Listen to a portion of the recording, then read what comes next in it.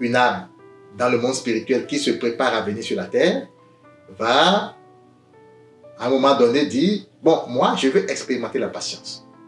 Ou bien, je veux expérimenter le pouvoir. Ou bien, je veux expérimenter le pardon.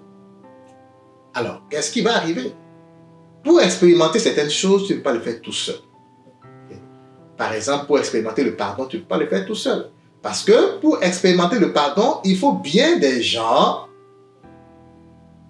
qui vont te mettre dans des situations où tu vas devoir te calmer, te rappeler que tu es pardon.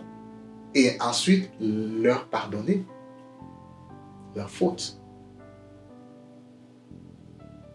Si tu veux expérimenter la patience, ben, il faut des situations autour de toi qui te mettent dans l'impatience. Donc, cette situation qui est conduite par des gens, afin que tu puisses expérimenter la patience.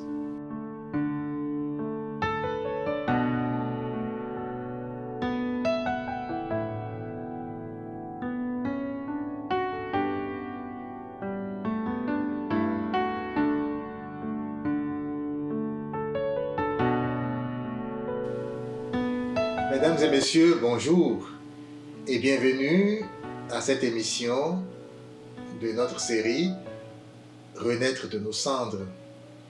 Aujourd'hui, j'ai une question spéciale à vous poser. À chacun et à chacune des personnes qui me suivent, j'ai une question à te poser personnellement. As-tu d'ennemis? Penses-tu avoir d'ennemis? Je sais, cela pourrait paraître tiré par les cheveux, une question assez étrange. Lorsque nous regardons le monde autour de nous et que nous voyons des conflits, des affrontements partout, c'est sûr que cela ne se pose plus comme question si nous avons ou pas des ennemis. Cela paraît comme trivial, comme une évidence. Mais quand même, reposons notre esprit. Calmons-nous, calme-toi et aborde cette question non plus avec ton mental, non plus avec tes perceptions, avec tes croyances, mais avec le cœur. Regarde bien. Est-ce que tu penses avoir réellement d'ennemis? Telle est la question.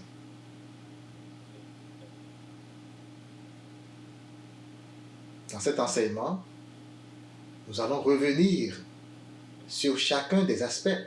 C'est une question assez simple, mais qui regorge de biens, de richesses et de trésors pour notre bonheur, pour sortir de l'esclavage dans lequel nous nous sommes plongés nous-mêmes.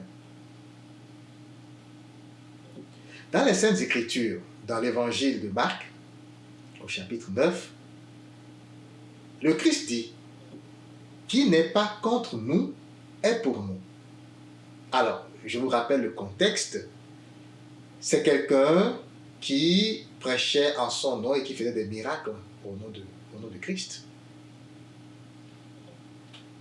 Et les disciples, on pourrait dire un peu gênés, un peu dérangés, parce que cette personne ne faisait pas partie de leur cercle. Disciples, apôtres du Christ. Mais cette personne prêchait au nom du Christ. Et les apôtres disent, est-ce qu'il ne faudrait pas l'arrêter? Est-ce qu'il ne faudrait pas aller là-bas pour lui dire, arrête de prêcher au nom du Christ? C'est comme, pour nous, c'est une marque déposée. Prêcher au nom de notre rabbi, il faudrait venir demander la permission. Et le Christ qui leur répond, qui n'est pas contre nous est pour nous. Évidemment, par la suite, il dit, si quelqu'un vous donne à boire de l'eau en mon nom, eh bien, cette personne-là est pour moi.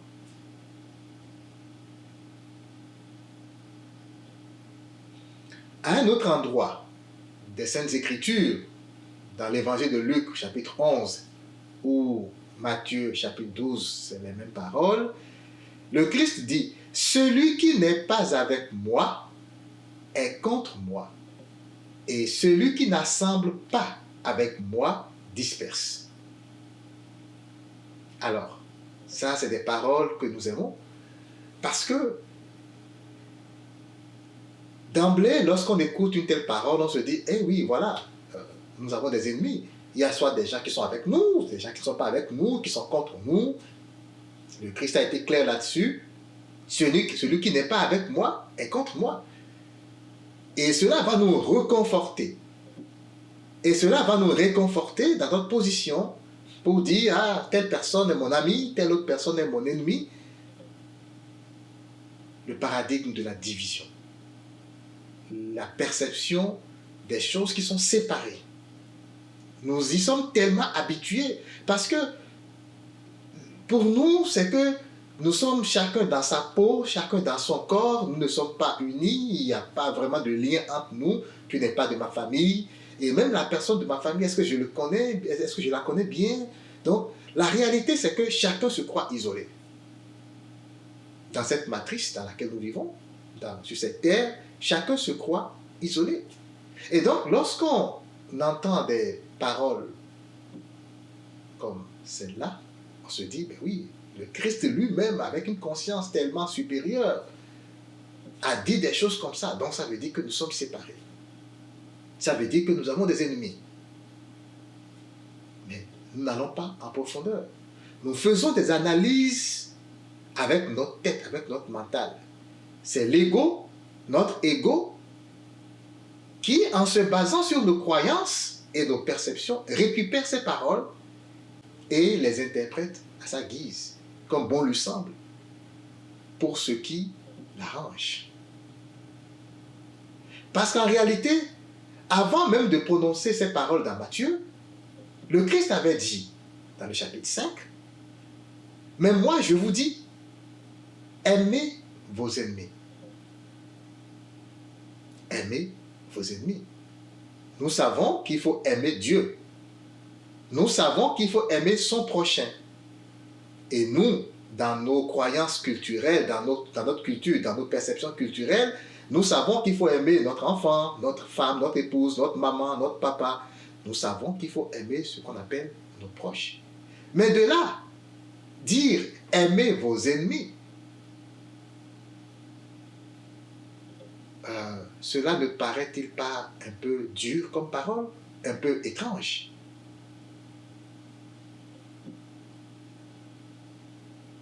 Et il continue, bénissez ceux qui vous maudissent. Bon, là, ça va un peu trop, là.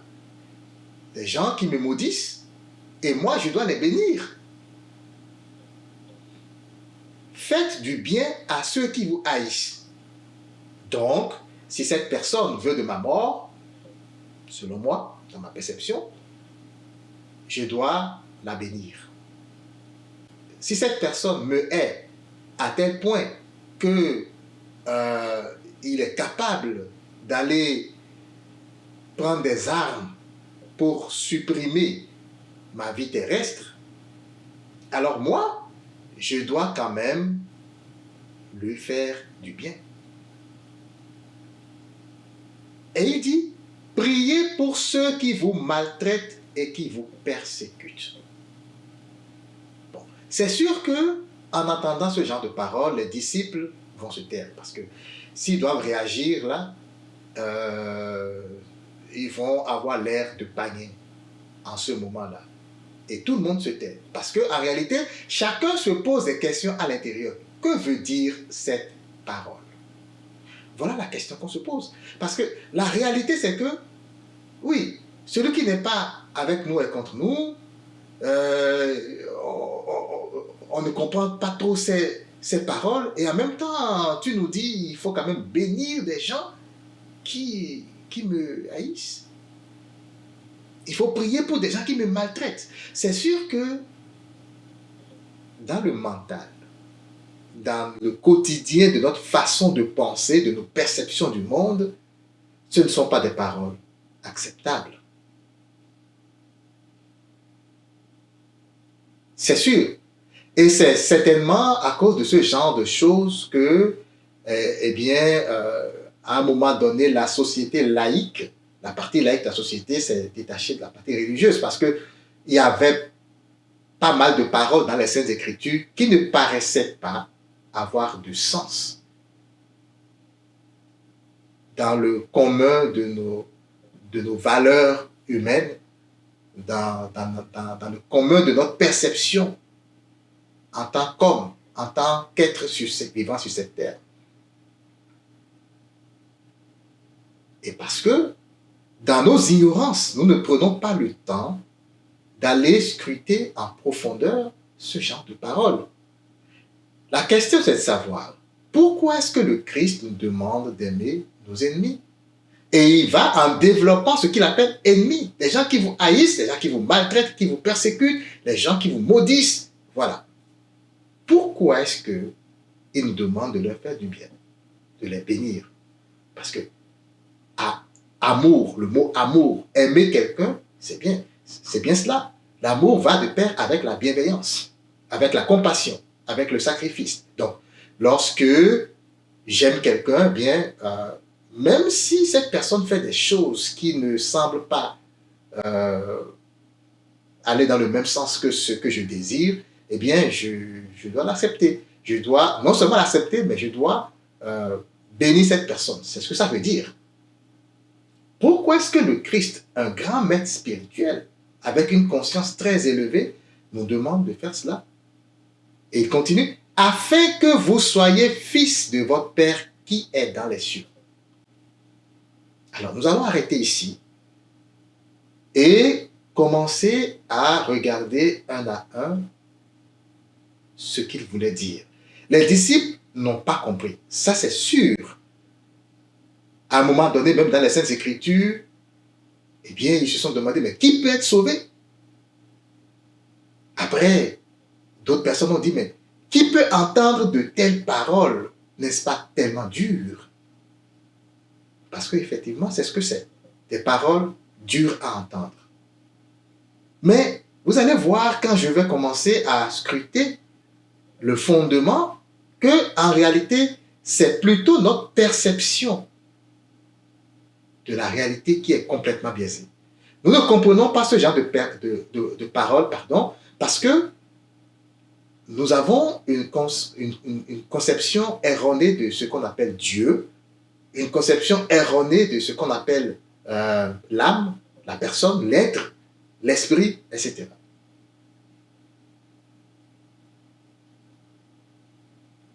Alors, constatez que, et je l'ai dit plusieurs fois, lorsque le Christ parle de moi ou de nous, il ne parle pas de sa propre personne.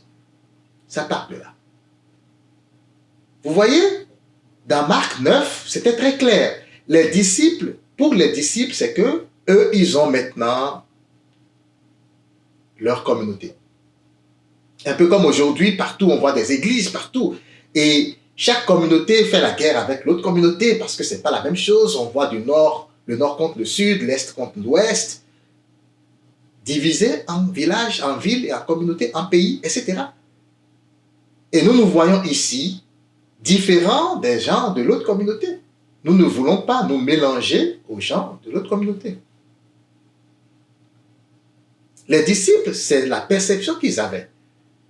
Ils ont réussi enfin à avoir un maître qui fait des miracles, un maître qui est tellement élevé. Eux, ils sont convaincus que le Christ est Dieu. C'est très clair. Parce que ce qu'il fait là, il n'y a personne qui le fait. Alors maintenant, ils ont une communauté qui a de la renommée et on parle d'eux partout. Comment se fait-il que lui qui est là-bas, qui ne fait pas partie de notre communauté, va faire des choses en notre nom, va se saisir de ce pouvoir qui nous est exclusif afin de faire des prodiges? Ce n'est pas admissible. Il y a là une licence, un brevet qu'il faut aller chercher. La pensée de la séparation. Lui est là-bas, il n'est pas avec nous. Mais lorsque le Christ parle de nous et de moi, il ne parle pas de la communauté. Il parle de l'âme et de l'esprit. Quand on dit moi, c'est le moi supérieur. Comme dans ce passage où le Christ dit, mais ce n'est pas moi qui parle. C'est celui qui vit en moi. Le moi, quand on dit moi en spiritualité, il ne s'agit pas d'une institution extérieure comme un groupe ou une communauté ou une église ou un pays. Non, il ne s'agit pas de cela. C'est moi en tant que le moi intérieur, le moi supérieur. Et vous allez voir dans le passage de Luc et Matthieu, Luc 11 et Matthieu 12, celui qui n'est pas avec moi est contre moi. Le moi en tant que l'âme. Et quand on dit celui qui, il s'agit de l'esprit. L'esprit qui divise. Mais l'âme qui unit. Parce qu'il dit, et celui qui n'assemble pas avec moi. L'âme promeut toujours l'unité. Okay? Dieu est un Dieu d'unité. Et l'âme, c'est Dieu. Dieu n'est pas un Dieu de division. Dieu n'a jamais voulu séparer ses enfants. Et ce n'est même pas dans le vocabulaire. Parce que on l'appelle l'un, le tout. Hein? La source. Ce sont là quelques noms attribués à Dieu. L'un, un. Le Christ l'a dit. Je suis en Dieu et il est en moi. Soyez un. Vous qui êtes mes disciples. Soyez un. Comme mon Père et moi sommes un. Donc l'âme qui est Dieu est une âme d'unité. Promeut l'unité. Assemble et non divise. Et c'est ce que le Christ a fait durant toute sa mission. Essayer d'assembler. Même si les gens étaient contre lui. Même si les gens le persécutaient. Même si il médisait contre lui. Le Christ a toujours dit non. Venez à moi. Rejoignez-moi. Ça veut dire votre âme vous parle. En toi est quelqu'un qui te parle. Ne disperse pas. Rassemble. Donc, ici, vous voyez qu'on est complètement à l'ouest. Lorsqu'on pense que ici, c'est moi en tant que moi physique. Parce que pour être contre quelqu'un, il faut déjà que cette personne ne fasse pas partie de ton royaume. Est-ce qu'un royaume peut se diviser contre lui-même? Si toi et moi, nous sommes unis par l'âme, si toi et moi, nous faisons partie, nous sommes dans le même bateau, pourquoi est-ce que nous allons nous lever et nous séparer? Nous sommes dans le même bateau. C'est pourquoi le Christ dit, et celui qui n'assemble pas avec moi disperse. Alors, lorsqu'on s'inscrit dans ce paradigme, cette façon de penser, cette vision de la chose, on comprend afin que vous soyez fils de votre Père qui est dans les cieux. Et il continue. Car il fait lever son soleil sur les méchants et sur les bons. Alors, ici, ce n'est pas une question de morale. Parce que la plupart du temps, on se dit Dieu est miséricordieux, soyons comme Dieu miséricordieux, et ce n'est que ça. Mais écoutez, oui, Dieu est miséricordieux. C'est vrai. Mais Dieu n'a jamais été autre chose que miséricordieux. Parce que c'est sa nature. Miséricordieux, ça ne veut pas dire que il y a des gens qui sont mauvais, il y a des gens qui sont bons, et alors il rachète automatiquement ceux qui sont mauvais, comme on le dit. Non. Chacun a une mission. Et c'est le même Dieu qui agit en chacun. Miséricordieux, ça veut dire en réalité que nous avons un Dieu qui reconnaît l'unité dans la différenciation. Un Dieu qui dit, moi de ma main gauche, je vais créer un être qui va maintenant challenger un autre être de la main droite sur le pardon, par exemple. De la main gauche, je vais créer une situation qui ressemble au mal. Mais en réalité, je sais qu'il n'y a pas de mal parce que tous mes enfants sont en sécurité. Sur cette terre et dans les cieux, nous sommes tous en sécurité. Le Christ l'a dit, vos cheveux sont comptés. Il n'y a personne ni rien qui peut vous arracher à Dieu. Parce que nous venons tous de Dieu et nous allons tous repartir à Dieu. Mais nous, dans notre perception, ce n'est pas comme ça. Nous sommes vraiment en danger. Ah, les gens qui sont là-bas sont méchants. Ce sont des prédateurs qui sont prêts à nous dévorer, à nous arracher de cette vie. Alors, nous n'allons pas nous laisser faire. Et c'est ça qui est à l'origine de toutes les guerres que nous avons. C'est véritablement ça. Cette ignorance, c'est ça. Alors, retenez ici que le moi dont le Christ parle, c'est l'âme. C'est l'âme. Et quand il dit, quelqu'un qui n'est pas avec l'âme, lorsque l'esprit, ton esprit ou l'esprit de quelqu'un d'autre ne voit pas en toi l'âme, qu'est-ce qui va se passer? Il va voir en toi la personne physique. Or, à chaque fois que nous percevons en l'autre la personne physique, nous n'avons que des pensées de division. C'est ce que ça signifie. Comment puis-je aimer quelqu'un? Comment puis-je être agréable et bienveillant avec quelqu'un lorsque je ne vois que sa carcasse physique? C'est impossible. Parce qu'en ce moment-là, tout ce que je vois, c'est le mal qu'il fait autour de lui. Alors tout le monde va se mettre à détester Hitler. Tout le monde va se mettre à détester Mussolini. Tout le monde va se mettre à détester telle personne ou telle personne, les qualifiant de diable ou de méchant. Et tout ça. La question c'est, avons-nous vraiment des ennemis? Avons-nous vraiment d'ennemis? Ces personnes sont-elles vraiment méchantes? Et alors, pourquoi aimer ses ennemis? Parce que, en réalité, la perception que nous avons d'ennemis, c'est une perception purement terrestre. C'est une vision purement terrestre. C'est dans ce rêve terrestre, dans cette illusion terrestre, que nous percevons des ennemis. Mais ce ne sont pas des ennemis. Si on se calme et qu'on voit au-delà de la carcasse physique de la personne, du corps de la personne, et qu'on regarde son âme, on va se rendre compte que la réalité, c'est que cette personne a une préoccupation. Elle se préoccupe de moi. La réalité.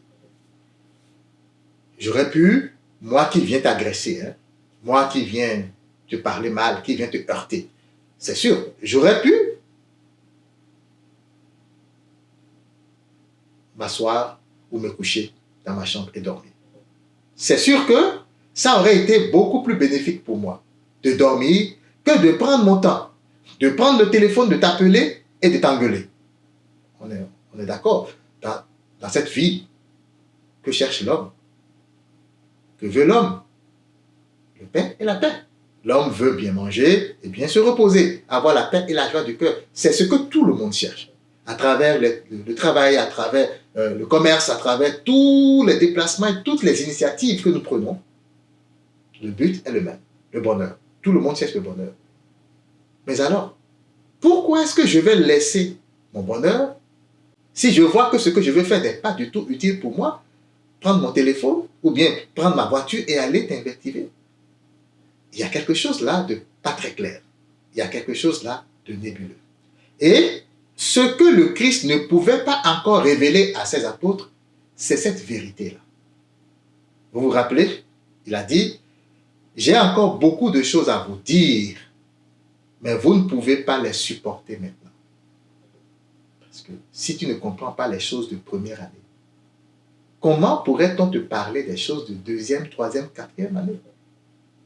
Comment pourrais-tu comprendre les réalités d'en haut si même les choses qui sont terre à terre avec toi, tu n'arrives même pas à les comprendre? Telle est la question.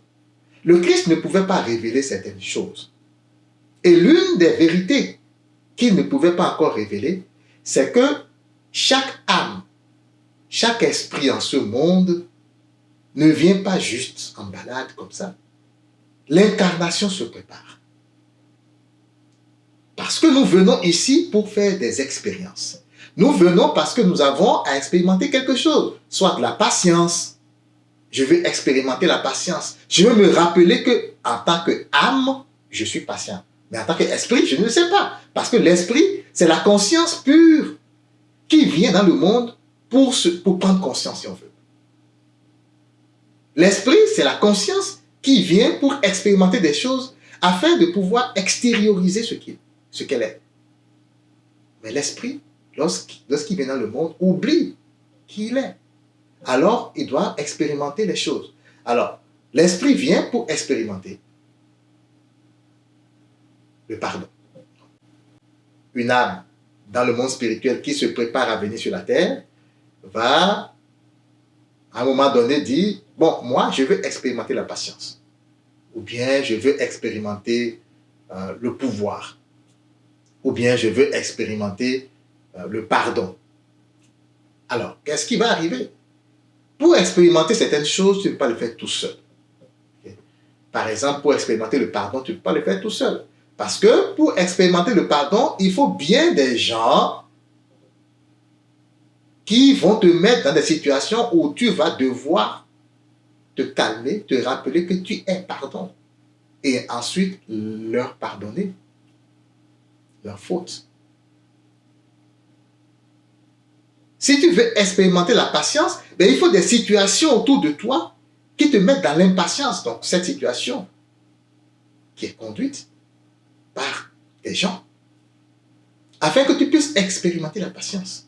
Donc, avant de venir ici, chacun de nous a préparé son voyage.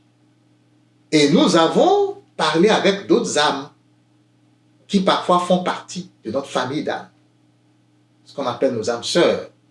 Et ces personnes, incarnées en même temps que nous, ont pour mission dans notre vie de venir nous challenger sur certaines choses. Par exemple, quelqu'un peut devenir notre mère. Une mère qui ne comprend pas son fils, qui ne comprend pas sa fille, et qui fait tout le temps des choses tout croche. Un père qui est violent, un père qui vient battre son enfant, pour apprendre à l'enfant à pardonner. Vous voyez, c'est des choses qui sont très élevées. Hein? C'est des choses qui sont souvent incompréhensibles de la plupart des gens. Le Christ connaissait cette vérité-là, mais ne pouvait pas le révéler à ses apôtres en ce moment-là. Et ça, avec notre intelligence, on peut même comprendre ça, parce que, comme je viens de le dire, qui peut prendre son temps, perdre son temps pour venir te challenger, pour venir t'invectiver ou te blesser, alors qu'il aurait pu t'ignorer simplement. Si je dis je m'en fous de toi, celui qui prend son temps même pour te parler, c'est celui qui t'aime. Mais cette réalité-là va au-delà de notre ego. Parce que notre ego ne comprend pas ça. La personne qui est même à côté de toi et qui te blesse ou qui tout le temps te fatigue, cette personne-là est une personne qui t'aime.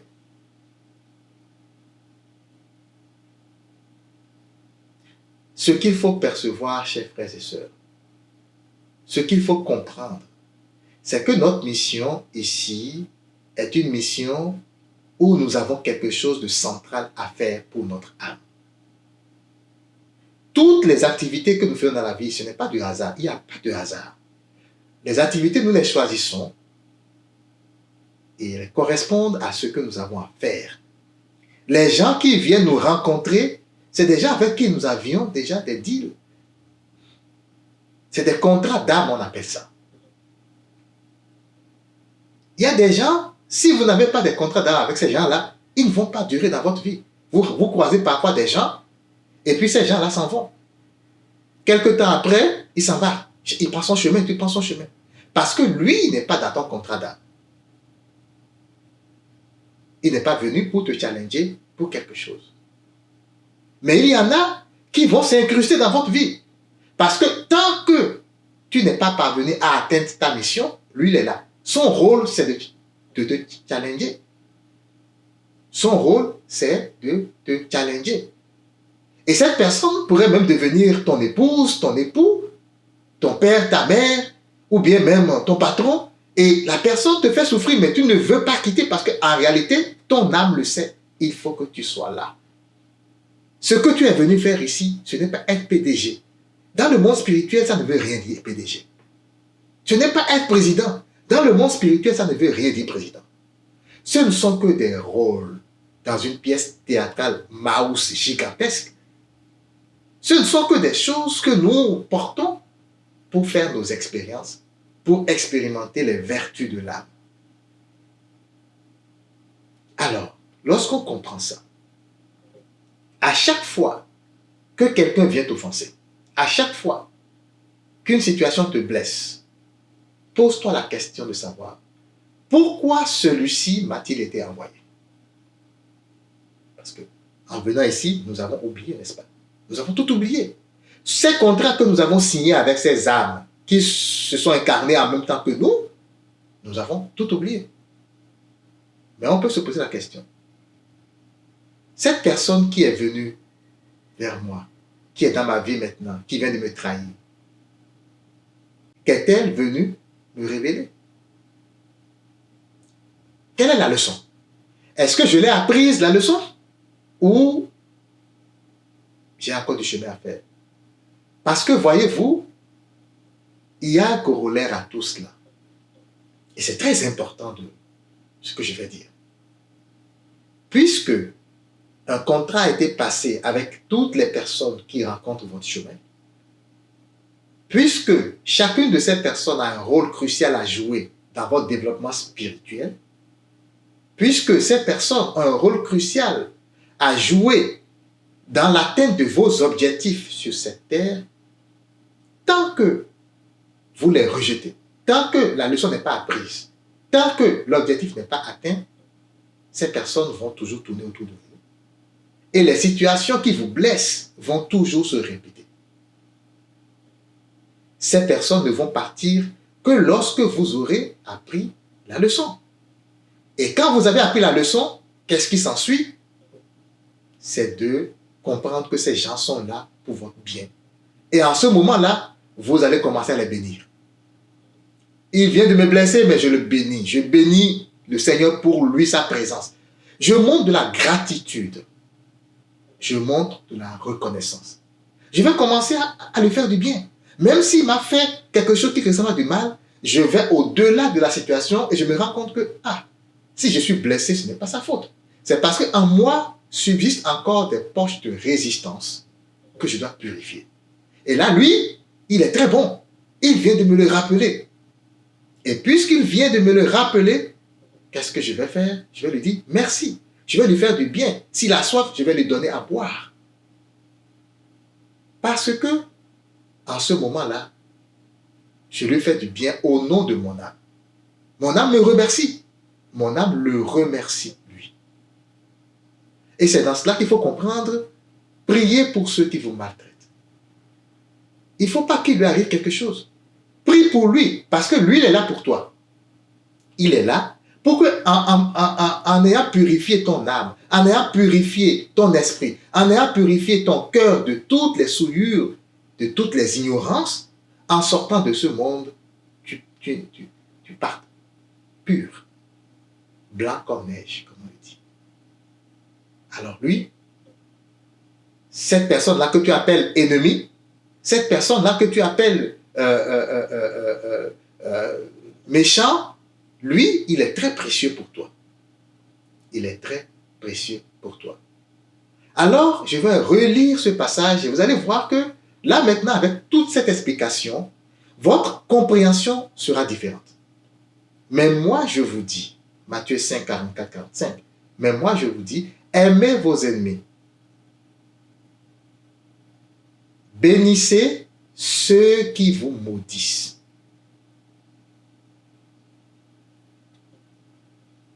Faites du bien à ceux qui vous haïssent.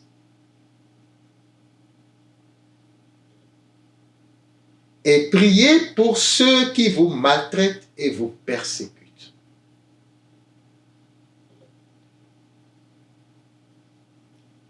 En ce moment-là, si vous comprenez, si vous vous élevez que vous faites tout cela, vous serez le fils et les filles de votre Père qui est dans les cieux. Le ciel est en nous. Le ciel, c'est le siège de l'âme. Là, Jésus parle à l'esprit de tout un chacun de nous. Si tu parviens à le faire, eh bien, l'esprit, toi, esprit, tu vas savoir que tu appartiens à l'âme. Parce que l'âme ne divise pas. L'âme unit, l'âme réunie. Et c'est pourquoi on dit, il fait pleuvoir sur les justes et les injustes. Il fait lever son soleil sur les méchants et sur les bons. Les gens que vous percevez comme méchants, les gens que vous percevez comme injustes, l'âme sait que ces gens-là ne sont pas injustes. Et c'est pourquoi c'est très facile pour lui de faire lever son soleil, le soleil de Dieu, sur toutes ces personnes-là. Chers frères, chères sœurs, nous sommes dans un laboratoire. Nous sommes dans un jeu. La vie ici sur Terre est un jeu. Nous sommes dans une matrice où nous faisons que des expériences. Et lorsque tu arrives à percer ce mystère, tu te rends compte que les choses qui arrivent à toi ne sont pas de la réalité. Ce ne sont que des illusions. Ce ne sont que des expériences. Et tu dois maintenant commencer à relativiser les choses pour commencer à aller au-delà de ta perception et de tes croyances. Que l'esprit d'amour t'éclaire. Sur ce chemin, pour que tu reconnaisses que tu n'as pas d'ennemi. Le Fils spirituel de Dieu qui entre dans sa conscience n'a pas d'ennemi. Tu ne peux pas avoir d'ennemi. Parce qu'en toi, tu es rempli de l'amour, de cette énergie qui dépasse tout ce qui est ennemi, adversité. Ça dépasse tout ça. Tu ne peux pas avoir d'ennemis. Si tu as des ennemis, c'est parce que tu as encore un niveau de conscience assez bas. Et il faut y travailler. Mais le Fils de Dieu, le Fils de cet univers, l'âme qui fait des expériences sur cette terre n'a pas d'ennemis. Que l'esprit d'amour te remplisse de cet amour et t'aide à pouvoir prendre conscience de cette réalité, cette vérité qui libère. Amen.